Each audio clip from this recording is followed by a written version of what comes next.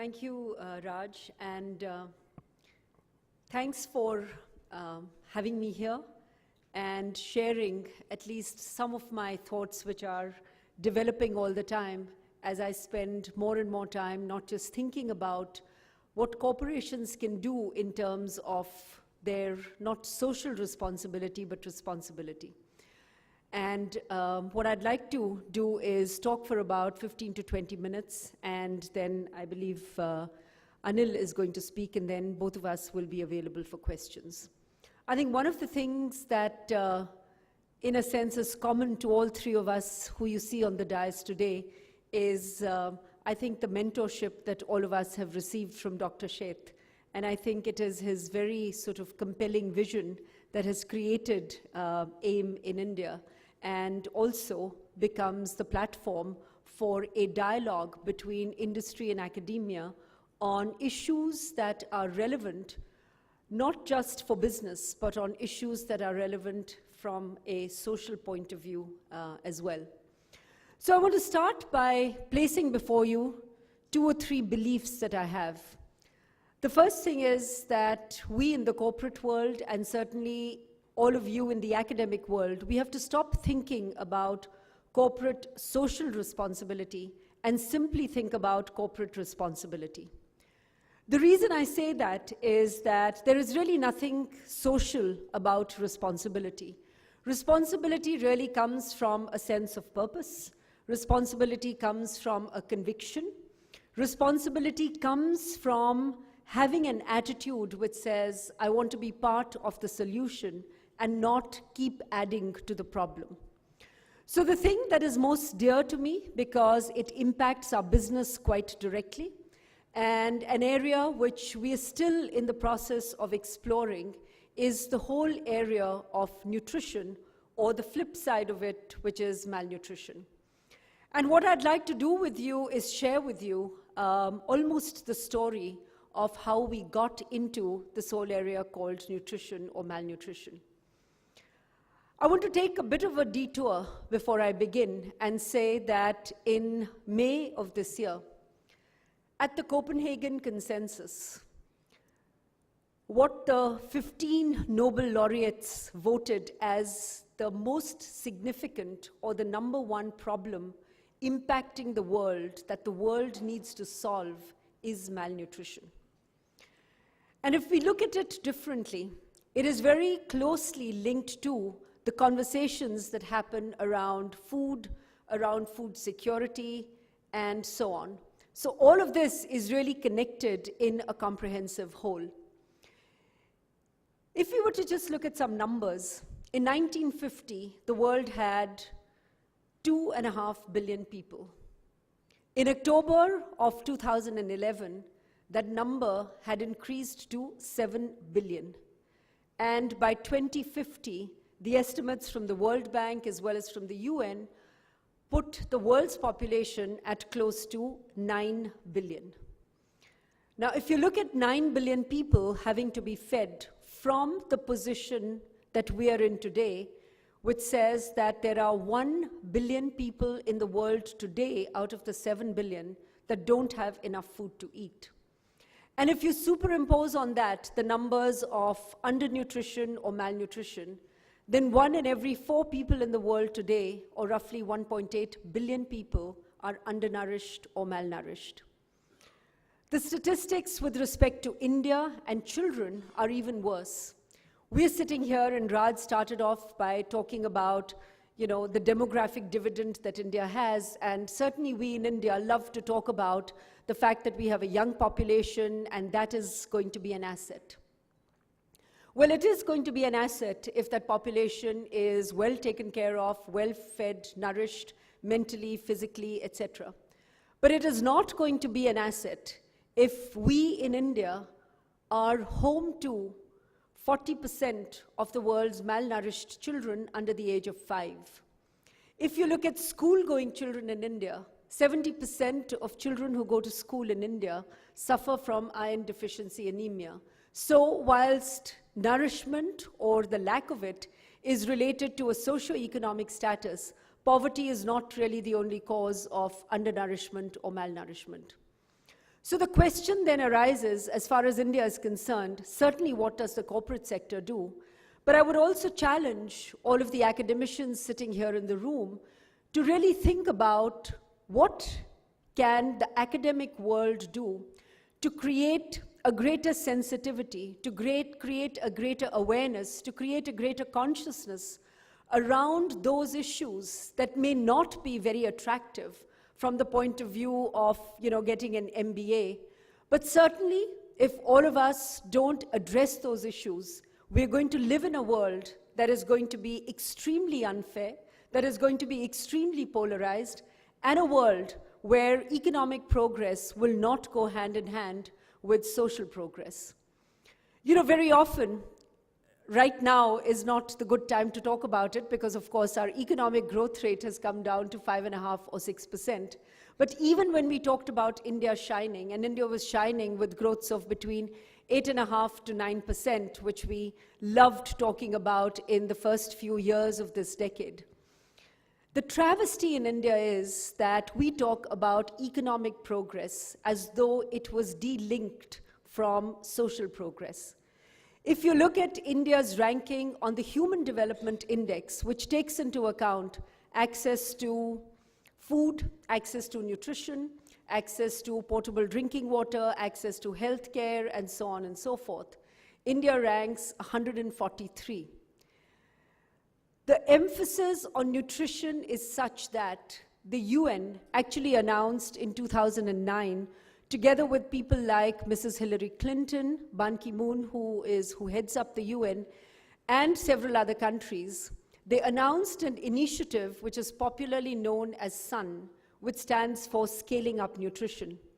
And the insight that drove this initiative was the simple fact that even though every country that is a signatory to the UN had signed up against accomplishing Millennium Development Goals that had to do with halving the proportion of people who didn't have access to healthcare and nutrition and food and sanitation and water, the fact is that several countries in the world, and India unfortunately is on top of that list, were lagging behind the progress and development on the Millennium Development Goals, which by 2015 were going to halve the incidence of all those factors that were negative in the economy.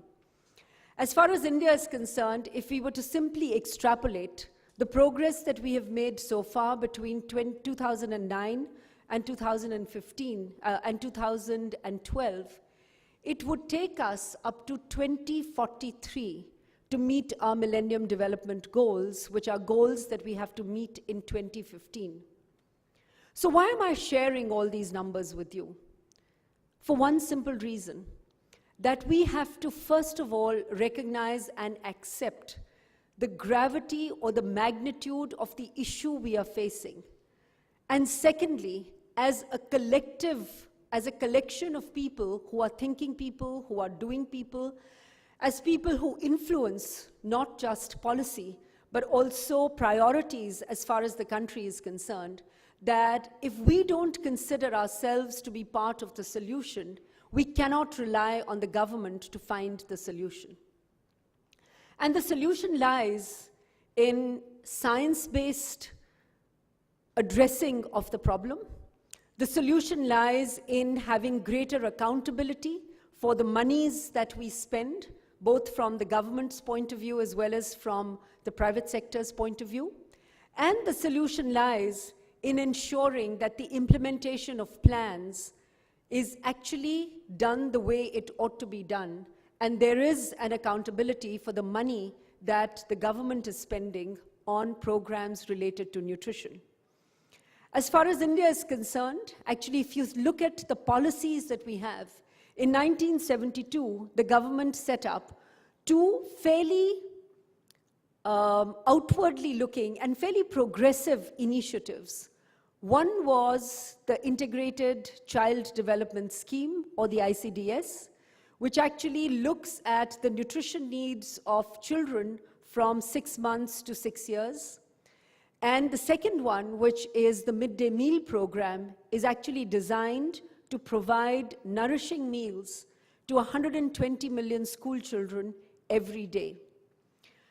The overall expenditure on both these programs is order of magnitude, if I were to add both together, something like 50,000 crores. So we are not short of funding.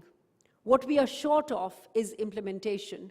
What we are short of is accountability for implementation. What we are short of is not enough people raising their voice and saying that those programs that were required to be administered in a particular manner are not being administered. And in that, I believe academia has a role to play, industry has a role to play. And with that, I shift a little bit to the role that industry has to play, because that is what all of us can more directly impact. We can certainly impact policy, we can certainly demand greater accountability, but one of the things that I have realized, having spent the last 3.5 to 4 years, not just thinking about this problem quite deeply, but also spending a lot of my time, effort, and energy to influence both government policy as well as government practice, is that the issue is so large that neither can the government on its own solve it, nor can the industry on its own solve it, but we have to work together, whether these are public-private partnerships, whether these are public-public partnerships, whether these are private-private partnerships, because nutrition actually sits on the edge of many other industries or government departments, if you like, but it's not at the center of anything. So I talked to you about the two schemes. The ICDS belongs to the Ministry of Women and Children's Welfare. The midday meal comes from the Ministry of Education. There is another way of thinking about it, and that is that if simply people don't have enough access to the right food, which comes under the Ministry of Agriculture and the Ministry of Food and Civil Supplies that takes food through the public distribution system to a lot of people who are above and below the poverty line. Now there again, by the government's own estimates, nearly 48% of what goes through the public distribution system never reaches the people it was designed to reach. So we have tremendous issues of implementation. Again, last year was a year where we had a bumper crop of wheat, we had a bumper crop of sugar. In fact, India today is contemplating exporting about 5 million tons of wheat outside of India. And we have a situation where the wheat crop that we have is not even reaching the people it is designed to reach through the public distribution system. So we have issues of food reaching the right people. We have issues of the right kind of food reaching the right people. So if I were to talk about the midday meal program, which is 120 million children, if those 120 million children are not getting a nutritious meal and are given something which simply fills their stomach, it is not going to be enough. So nutrition sits on the cusp of science-based solutions to agriculture, for example. It sits on the cusp of the science of what goes into making food nutritious, where companies and the corporate sector really comes into the picture very big time.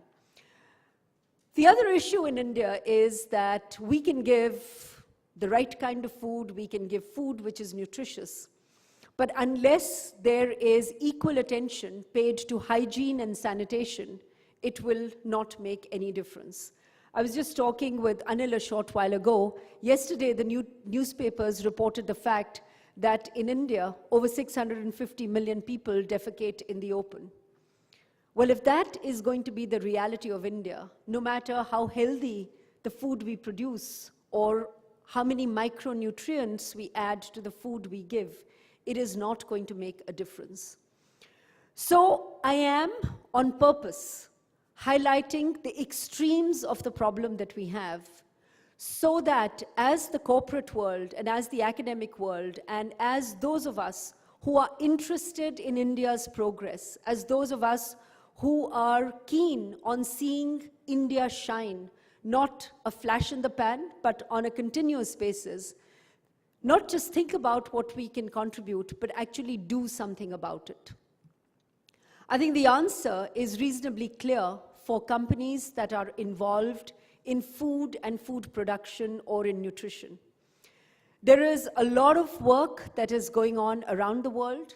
There are a lot of success stories that can be shared in terms of food-based solutions to the problem of malnutrition or undernutrition. There are countries, for example, in Latin America, not just in North America and Western Europe, that actually had legislated the micronutrient fortification of food that the masses of people eat. And as a result of that, have actually managed to have their populations get rid of the basic micronutrient deficiencies that we're still struggling with in India. So on the positive side, let me give you the place where India has done well. In 1972, Mrs. Gandhi, in one meeting, actually decided that iodization of salt was a very good thing for India to go ahead with. And salt iodization was actually legislated in 1972. Before that, we used to have a lot of issues where, children had goiter, etc. And that problem got virtually eliminated from India because the insight that drove that was take a food that everybody consumes, whether it is the rich or the poor, and add the right kind of micronutrient to it so that iodized salt then takes care of an important micronutrient that all of us need, which is iodine. What we need in India is a combination of legislation, of regulation, which simply says that all flour needs to be enriched or fortified with iron, for example, which, by the way, is the case in most of Western Europe, in Latin America, in parts of Southeast Asia, in some parts of Africa as well. In fact, the other significant thing to note is that we have a higher incidence of malnutrition in India than sub-Saharan Africa. There, 23% of children under the age of 5 are malnourished. In India, 47% of children under the age of 5 are malnourished. Some of you would recall a report that the Prime Minister released in February of this year called Hangama, which stands for Hunger and Malnutrition. And, Dr. Manmohan Singh talked about the fact that malnutrition is a curse for India, and the children of India cannot wait. So if the children of India cannot wait, we in the corporate sector have to think about not just our corporate social responsibility, but our corporate responsibility differently. So I will end with what we are attempting to do in Britannia. So this doesn't come across as something I believe in, but I'm only talking about the theory of it. We have actually put it into practice in two very different ways. The first part of what we do is the programs that we run through public-private partnerships, where we take biscuits, which are excellent carriers of micronutrients. And we got this insight because we in Britannia are one of the global suppliers to the UN as part of the World Food Programme. So one of the first packets that the UN drops whenever there is a natural calamity or a disaster is highly fortified biscuits, which are calorie dense and nutrition dense. So we said, if we are making these biscuits for the rest of the world, why not convert that into biscuits that would be relevant for India? And we took the most pervasive micronutrient deficiency, which is iron, which impacts about 70% of India's women and children. And we're using our biscuit as the carrier of that micronutrient. So you have an option of popping a pill, which contains 20 milligrams of iron, or you can have 4 biscuits, which are fortified with iron, which actually have a 100% compliance rate, as opposed to an 8 to 9% compliance rate on pills that are given to children or to adolescent girls or pregnant and lactating women. So this is a program that we run together with several NGOs, where the fortified biscuit is given to complement the midday meal. So it is a midday snack. Or there are several state governments that actually create a tender for a midday snack, and we actually supply these highly fortified biscuits to children in these schools, especially in Tamil Nadu and Pondicherry, which out of all the states are one of the most forward-looking states. And by the way, the midday meal program was actually started by M.G. Ramachandran in Tamil Nadu. And it's a very interesting story of why he started it. He came from a poor family, and he was very interested in learning and going to school. But he realized that you couldn't learn on an empty stomach. So when he became the Chief Minister of Tamil Nadu, one of the first things he did was to start the midday meal program, which provides a meal to children whose parents otherwise cannot afford to give them even 1 square meal a day. So coming back to Britannia, this is one of the things that we do. We work with NGOs and the government at the state level on providing these highly fortified biscuits that are carriers of malnutrition. That are carriers of iron, sorry. The second thing that we have done, and right here in Karnataka, was one of the first states to announce the creation of a nutrition mission, which is a comprehensive and a holistic program, where we are working, we're doing field studies in 3 or 4 villages, where we reach not just the children, but also adolescent girls and mothers. The insight that drives that is the fact that, underweight mothers give birth to underweight children, who in turn become underweight adolescents, and the intergenerational cycle of undernutrition and malnutrition continues. So the first 1,000 days, which is from conception to the 2nd birthday of a child, is the critical period in a child's life. And equally critical is the nutrition health indicator of the mother. So we're actually doing 2 field studies with and this is sort of the science-based approach to what we're doing, which looks at baseline data, which looks at what happens after intervention, and so on and so forth.